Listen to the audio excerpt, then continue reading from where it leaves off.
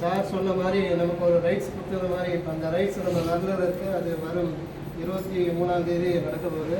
Since அவர் Arivalan sir is going to retire next month, is follower of the Ambedkar ideology. Sir request Arivalan sir short beach.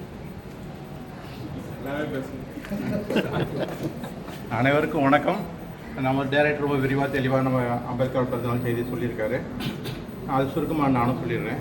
Doctor B.R.. அம்பேத்கரின் 135வது பிறந்தநாள் இந்த வருடம் கொண்டாடுறோம்.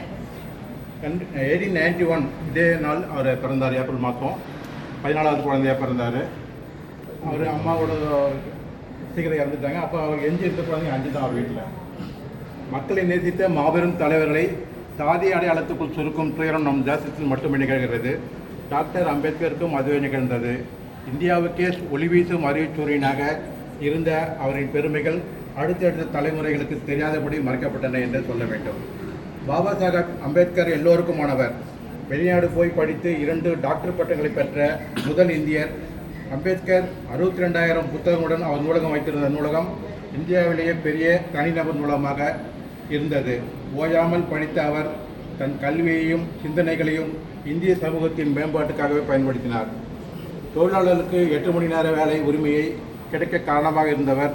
தொழிற்சங்கம் அமைத்துக் கொள்ளும் உரிமை பெற்று தந்தவர். வேலைவாய்ப்பு அலுவலகம் உருவாக காரணமாக இருந்தவர். பெண்களுக்கு மகப்பேறு விடுப்பும் ஆண்களுக்கு இணையான ஊதியமும் கிடைக்க காரணமாக இருந்தவர். இந்தியாவில் ரிசர்வ் வங்கியை அமைக்க அடித்தளமிட்டவர். பொதுத்துறை நிறுவனங்களை பற்றி பெரும் கனவு கண்டவர்.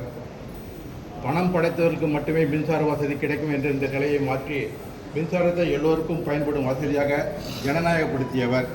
நீர்ப்பாசன திட்டங்களை வடிவமைத்தவர். தலித்துகள் போல் பழங்குடியினர் போல பிற்படுத்தப்பட்டோரும் இடஒதுக்கீடு பெற வேண்டும் என்று போராடியவர்.